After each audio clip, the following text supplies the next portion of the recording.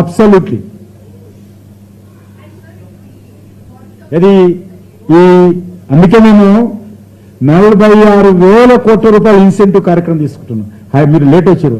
హైదరాబాద్లో కూడా road show పెడుతున్నాం, మీ అందరు రావాలి. దాన్ని కూడా హైదరాబాద్లో 11వ తేదీ సాయంకాలము హైదరాబాద్లో ఉన్నటువంటి ఎంటర్ప్రెన్యూర్స్ అందరూ కూడా ఆహ్వానిస్తున్నాం.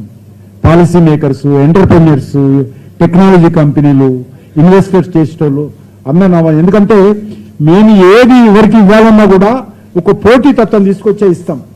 నేను పిలిచి ఆయన పిలిచి అయ్యాం. రూల్స్ అండ్ రెగ్యులేషన్స్ ఫ్రేమ్ చేస్తాం. దానికి సంబంధించినటువంటి మార్క్స్ ఉంటాయి. ఏ పారామీటర్కి ఎంత మార్క్ ఇవ్వాలో డిసైడ్ చేస్తాం. దాని ప్రకారం అందరూ అప్లై చేసుకోవాలి. ఆ పారామీటర్స్ ప్రకారము అనేక డిఫరెంట్ డిపార్ట్మెంట్, నీతి ఆయోగ్ వీళ్ళందరూ కూర్చుంటారు. వచ్చినటువంటి అప్లికేషన్స్ అలాన్ని చూసి ఎవరికి ఇన్సెంటివ్ ఇవ్వాలి, ఎవరికి ఇవ్వాలనేటువంటి ప్రాజెక్ట్ చేస్తాం. కాబట్టి ఆ రకంగా 11th ఫస్ట్ మీటింగ్ ఢిల్లీ మీద కంప్లీట్ అయింది. సెకండ్ మీటింగ్ హైదరాబాద్లో ఉంది. థర్డ్ మీటింగ్ బాంబేలో ఉంది. ఆ యొక్క గ్యాసిఫికేషన్ సంబంధించి చాలా వేగవంతంగా మేము ముందుకు వెళ్తా ఉన్నాం అనే విషయాన్ని మనం చేస్తా ఉన్నాం.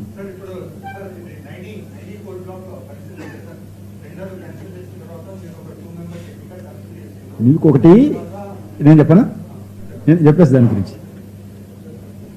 అది కోల్ బ్లాక్ సంబంధించి అప్లికేషన్స్ పెట్టుకోవడానికి సమయం కాకముందే మా ఇనిషియేటివ్ కారణంగా రద్దయింది. నాకు అర్థమైంది కదా. ఇంకా అప్లికేషన్స్ సమయం పూర్తి కాలేదు. ఆ యొక్క నిబంధన ఏదైతున్నదో నిబంధన కారణంగా మొత్తం రద్దయిపోయింది. ఇక స్కామ్ ఏడున్నాడా అర్థమైంది, పైన అర్థమైంది కదా. అప్లికేషన్స్ మీరు 15th వరకు పెట్టుకోండి అన్నాం. ఎవరు, నేను అనలే, స్టేట్ గవర్నమెంట్ చెప్పింది. మేము ఈ లోపలనే మీ నిబంధన సరిగా లేదని చెప్పి నేను స్వయంగా మీటింగ్ పెట్టి చెప్పాను. ఒక కమిటీ వేశాను. మా కమిటీ వాళ్ళు వచ్చి చూశారు. చూసి ఏంటంటే సెల్ఫ్ డిక్లరేషన్ ఉండాలి. నేను మళ్ళీ కూడా ఇంతకుముందు కూడా చెప్పాను. ఇది ఏదైనా ఒక కోల్ బ్లాక్ ఆక్షన్లో తీసుకోవాలంటే ఏ కంపెనీ అయినా సరే ఆ కోల్ బ్లాక్ స్పాట్ మీదకి వెళ్ళాలి. ఎందుకు ఇది ఒక్కటే ఇలా కోల్ బ్లాక్ డిఫెన్స్లో అనేక రకాల ప్రాజెక్టులలో ఉంది.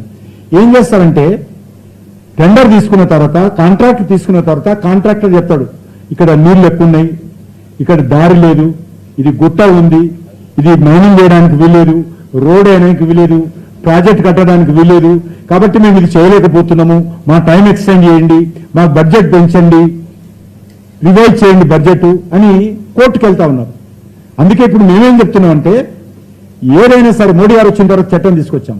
మీరు ముందే వెళ్ళండి, చూడండి, చూసిన తర్వాతనే టెండర్ వేయండి. అది సెల్ఫ్ డిక్లరేషన్. నేను వెళ్ళాను, చూశాను. ఎందుకు రేపు కోర్టుకు వెళ్లకుండా, రేపు రోడ్డు బాగాలేదనో, గుట్టు వచ్చిందనో, నీళ్లు ఉన్నాయనో, కరెంటు లేదనో, ఇదే ఇంకా అనేక రకాల ఇబ్బందులు అనేది కోర్టుకు వెళ్ళదు. అందుకే అది మైనింగ్ సెక్టార్లో కూడా సైట్ విజిట్ అనేది కంపల్సరీ చేశారు. ఇది ఇక్కడే కాదు, అనేక ప్రాజెక్టులలో ఉంది. ఇక్కడ మన ప్రభుత్వం ఏం చేసిందంటే చాలా తెలివైనటువంటి ప్రభుత్వము, సింగరేణి విజిట్ చేసిందా సింగరేణి సర్టిఫికెట్ ఇవ్వాలని పెట్టారు. సింగరేణి సర్టిఫికెట్ అవసరం లేదు. ఏదైతే టెండర్లో పాల్గొంటాడో వాడు సెల్ఫ్ డిక్లరేషన్ ఇస్తే చాలు. సింగరేణి సర్టిఫికెట్ ఇవ్వాల్సిన అవసరం లేదు. ఆవిడ వచ్చిందా చూసిందా మనం చూసి సర్టిఫికెట్ మనం ఎందుకు ఇవ్వాలా? ఇది వచ్చిన ఇష్యూ. దాన్ని 15వ తేదీ వరకు దరఖాస్తులు పెట్టుకోవడానికి సమయం ఉంటే 11వ తేదీ ఆ దరఖాస్తులు పెట్టుకోకముందే ఆ యొక్క టెండర్ క్యాన్సిల్ అయింది. అర్థమైంది కదా, క్లారిటీ వచ్చింది కదా.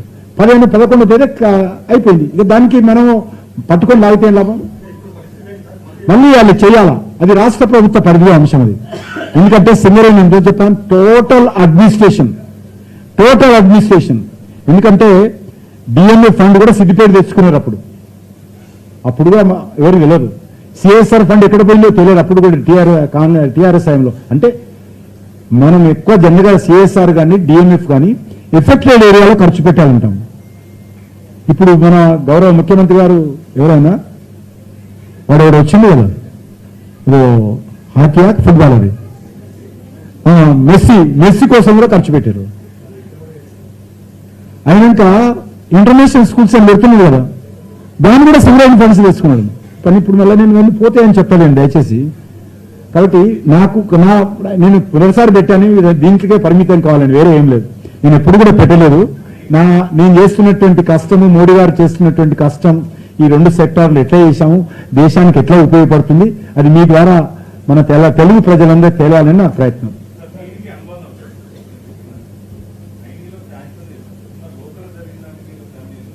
ఏం జరిగింది? అయిపోయింది, అది విడ్రా చేసుకుని ఇంకేముంటది? ఒక చట్ట దానికి ఏముండదు, నాకేం అధికారం లేదు చెప్తే కదా నీకు ఇంతకుందే. సింగరేణి అంతా స్వతంత్రంగా నడుపుకుంటారు. 49% అధిక కేంద్ర ప్రభుత్వం ఉందని ఈ సోయి ఆ రోజు కాంగ్రెస్ పార్టీకి లేదు, మా తర్వాత వచ్చినటువంటి బీఆర్ఎస్ పార్టీకి లేదు, ఇప్పుడు ఉన్నటువంటి కాంగ్రెస్ పార్టీకి లేదు. అది నేను చెప్పేది. ఏ విషయంలో కేంద్ర ప్రభుత్వాన్ని సంప్రదించారు? 100% ఏకపక్ష నిర్ణయాలు తీసుకుంటారు. నేను వచ్చిన తర్వాతనే ఇంకా కార్మికుల కోసం కొన్ని చర్యలు తీసుకుంటున్నాను. కొంత కాస్ట్ కటింగ్ చేయాలి. ఎందుకంటే ఈరోజు విపరీతంగా డబల్ సింగరేణి అమ్ముతున్నటువంటి కోళ్ళు చూస్తే మా కోల్ ఇండియా కంటే డబల్ రేట్ ఉన్నది. కాబట్టి ఇవన్నీ కూడా సింగరేణి కార్మికులను రక్షించుకోవాలి, సింగరేణిని రక్షించుకోవాలి. తెలంగాణలో 50% సింగరేణి ఆధారపడి ఉంటుంది. సింగరేణి మన తెలంగాణకు మరి చాలా గౌరవప్రదమైనటువంటి సంస్థ అనేటువంటి దృక్పథంతో అనేక చర్యలు ఏకపక్షంగా నేనే తీసుకుంటున్నాను.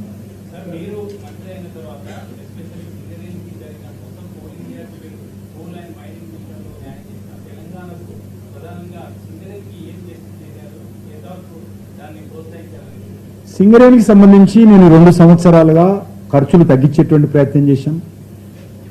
సింగరేణి కోలు అధిక రేట్లు అమ్మితే దాన్ని తగ్గించేటువంటి ప్రయత్నం చేశాను. సింగరేణి కార్మికులకు న్యాయం చేసేటువంటి ప్రయత్నం చేశాం.